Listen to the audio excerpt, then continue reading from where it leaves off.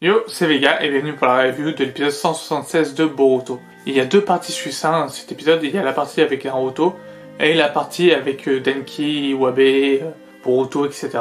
On va commencer avec celle de Naruto. Alors, Naruto ne sait pas s'il doit fermer ou non ses frontières puisque il y a du coup des problèmes avec Kara. Ils ont réussi à ils ont réussi à savoir que du coup chez Kara, ils avaient des externes, donc des personnes qui sont là pour servir Kara, c'est tout, hein, pour servir Kara, mais en étant c'est un peu comme des indices chez les flics, quoi, en fait. Donc voilà, ce sont des externes et qui sont probablement déjà infiltrés dans les 5 grands pays ninja. Donc voilà, déjà, pour commencer cette information. Et du coup, pour ça, c'est-à-dire que du coup, n'importe quel externe peut venir à Konoha sans se faire contrôler vraiment, et passer à Konito, et donner des informations à Kara. Comme par exemple l'information que Naruto avait affronté Momoshiki. Apparemment Kara le savait. Ce qui est logique, si on lit le manga, on sait qu'il le sait. On sait des détails forcément, on sait d'autres choses aussi, mais pour l'instant je m'arrête que à l'anime.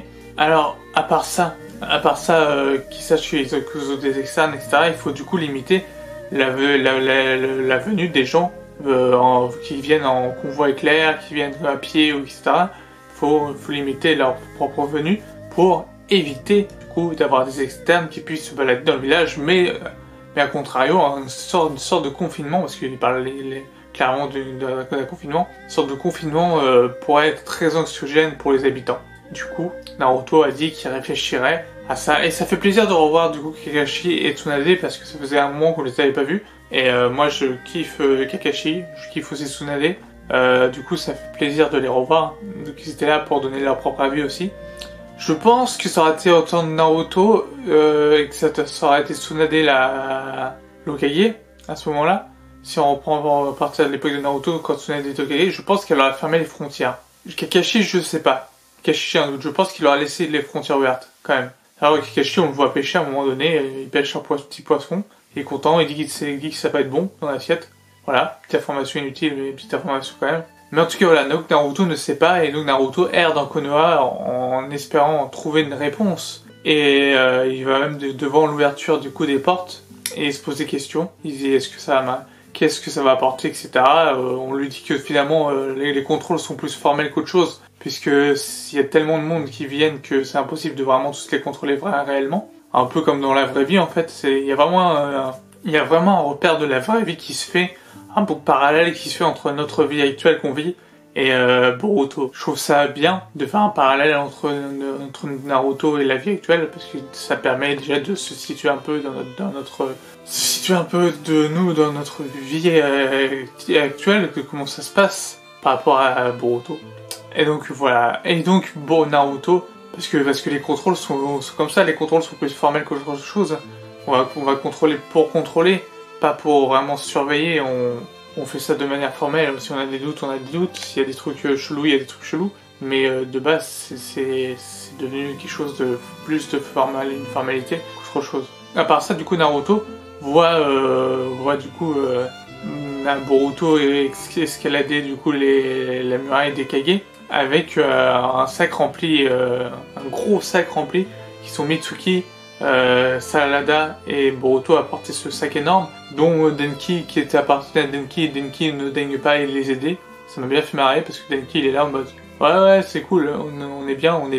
Mais ouais lui il est bien, mais pas eux ils souffrent. En fait c'était parce qu'en gros c'était le ballon de la montgolfière, parce que du coup il fait une montgolfière Denki pour pouvoir essayer de transmettre et de pouvoir parler à un village voisin qui a je sais plus combien de kilomètres, ça a été précisé.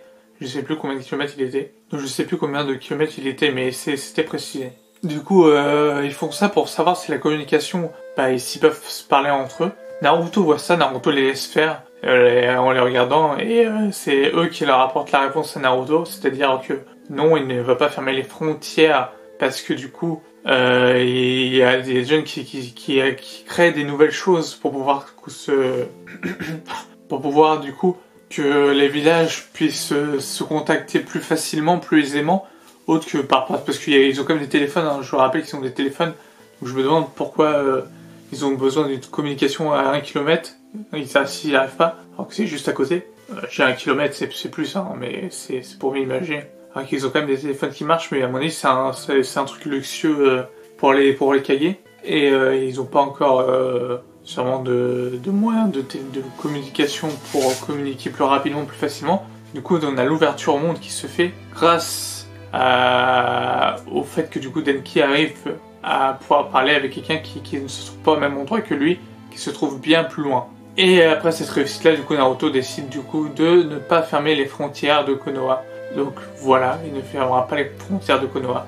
C'est plutôt sympa, je trouve que c'est plutôt une bonne idée. J'aurais été ok, je n'aurais pas fermé les frontières parce que c'est vrai que ça aurait été du coup s'avouer à la peur et les externes s'ils sont déjà dans Konoha, bah tu fermes les frontières, les externes seront toujours dans Konoha et trouveront un moyen pour contacter les personnes qui sont les internes quoi, les internes de Carré, ils trouveront toujours un moyen de les contacter même si t'es enfermé quelque part. Et la fin qui est monumentale, la fin qui est une vraie claque, c'est du coup le retour de Victor. Victor n'était pas mort de l'arbre divin alors qu'il s'était fait bouffer, il n'était pas mort. Il parle à Jigen, donc Jigen, il parle, on a vu Jigen, on a vu le chef de l'organisation Kara en action, oui, en quelque sorte, puisqu'il parlait, et c'était énorme de le voir.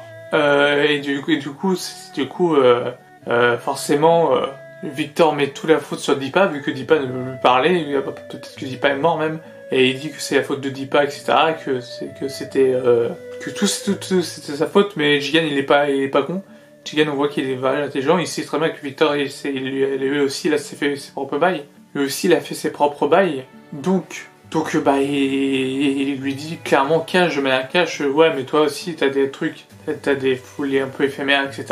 Donc voilà ce genre de trucs. En tout cas c'était cool de voir du coup enfin Jigen en action et Victor qui n'est pas mort, important, c'est un détail important, il n'est pas mort. À voir son évolution, pour ceux qui lisent le manga ils connaissent l'évolution de Victor. Pour ceux qui ne lisent pas le manga, je ne vous dirai rien. Voilà, c'était la fin de ma review de l'épisode 176 de Boruto. N'hésitez pas à liker et à commenter, à dire ce que vous avez pensé vous-même de l'épisode. Sur ce, portez-vous bien, je vous dis à la prochaine. Ciao.